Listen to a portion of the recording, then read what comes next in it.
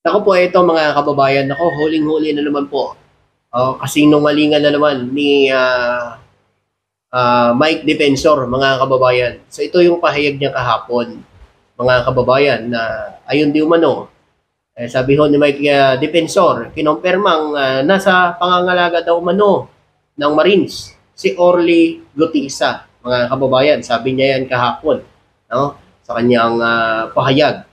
So nasa Marines si Orly Gutisa. Pero bakit ganun nung pinapatawag at hinahanap, bakit hindi inilalabas? No? Mga kababayan, bakit tinago? No? Kaya tinago ito si Orly Gutisa, mga kababayan. Diba? Ika nga ay bibigyan ng ombudsman ng witness protection, mga kababayan, hindi na nagpakita. No?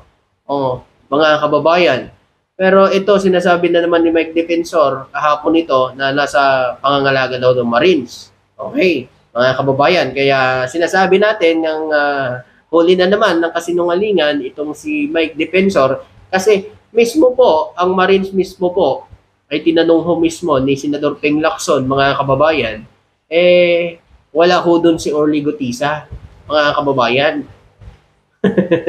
Di huli na naman, ano? Mga kababayan, ako, asan ba kasi yan? Asan nyo ba dinala yan? Diba? Pinagbibintangan pa nga ho yan ni Meow Meow, si PBBM daw eh. Pinadali na daw ni PBBM yan si Orly Gutisa eh. Si Meow Meow nagsabi nun eh. Diba? Ang galing, ano? Sila nagtago, si BBM ang sisisihin. Hindi. Diba? Ayun pa nga kay Senador Ping Lacson, mga kababayan. Nako, hindi pa natatapos dito ang kasinungalingan ni Mike Defensor, mga kababayan. Mike Defensor, paano ba yan? Debistado ka na ngayon ni Senador Ping Lacson. Bakit kaya hindi na lang siya ang ipatawag ni Senador Ping Lacson, ano? Mga kababayan. Dapat siya na lang, ano? Tanong natin dito, kailan kaya ito matatapos ang kasinungalingan na ito, mga kababayan? Baka naman, itanong natin kay Senador Marcoleta. Baka alam ni Senador Marcoleta yan. O di natin tanungin. Di ba? So sa mga kababayan natin, no, ano lang, mag-isip tayo ng mga kababayan. Ba't ganun?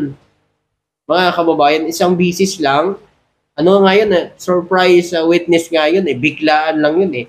Hindi, sabi nga ni Senador Ping Lacson, nabigla nga lang sila, nagulat sila, na biglang dumating itong si Orly Gutisa. Mga kababayan, ngayon na naman, biglang nawala. Parang biglang lumutang, tapos bigla naman nawala. Diba? So, mga kababayan, ba't ganun?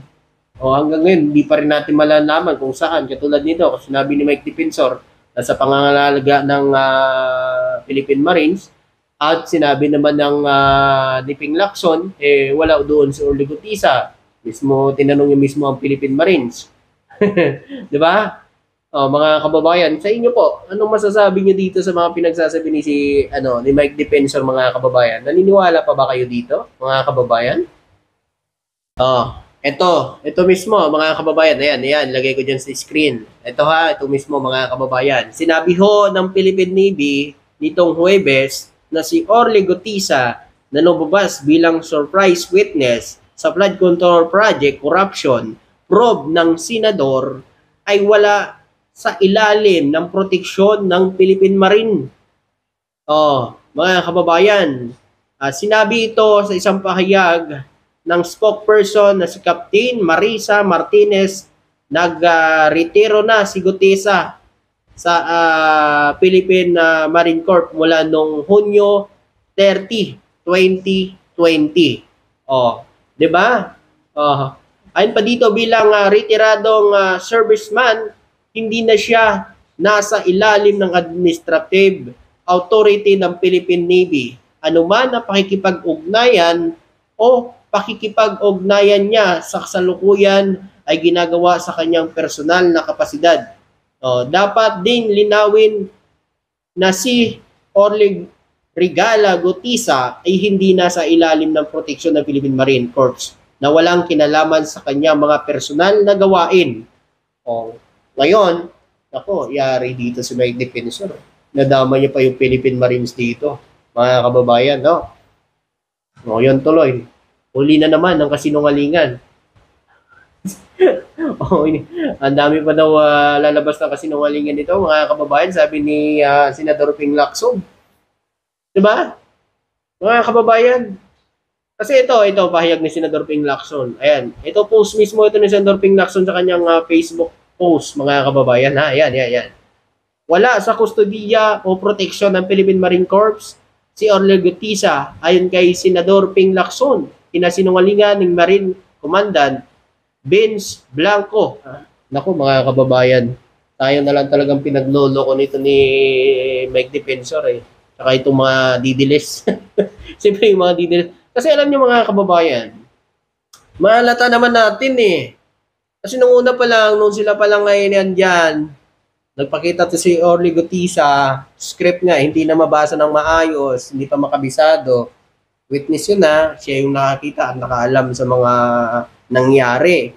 Pero, bakit hindi niya makabisado, di ba? So, magtaka tayo at mag-isip.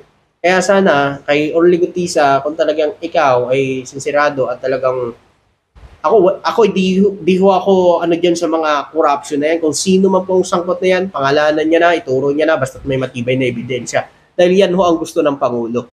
Ang gusto ni PBBM, mawakasan na itong korupsyon at maturo ang talagang sino itong mga nasa korupsyon na ito.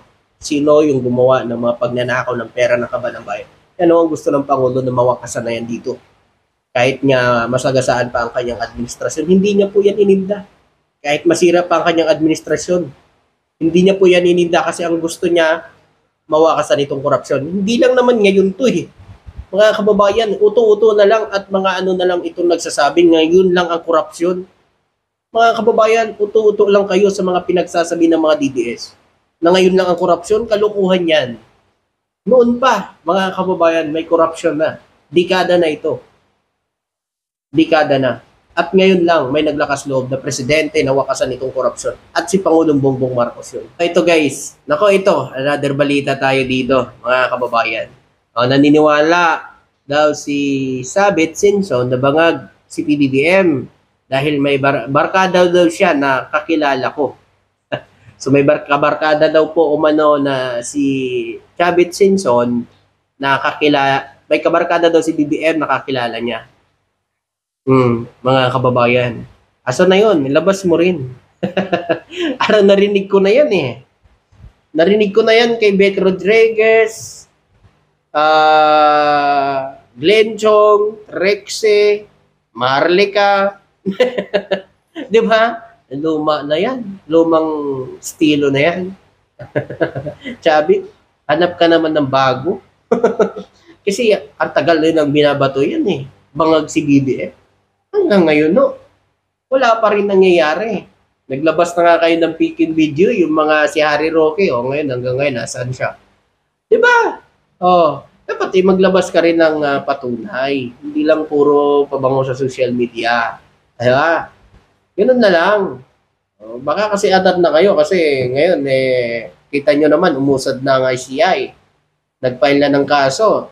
Senador, congressman, may mga kasunod pa. Antayin na lang natin. Pero, Chabit, nako, patunayan mo para maniwala kami sa'yo. Dapat may ebidensya ka. Pero ang tagal na eh. Si Vic Rodriguez nga eh.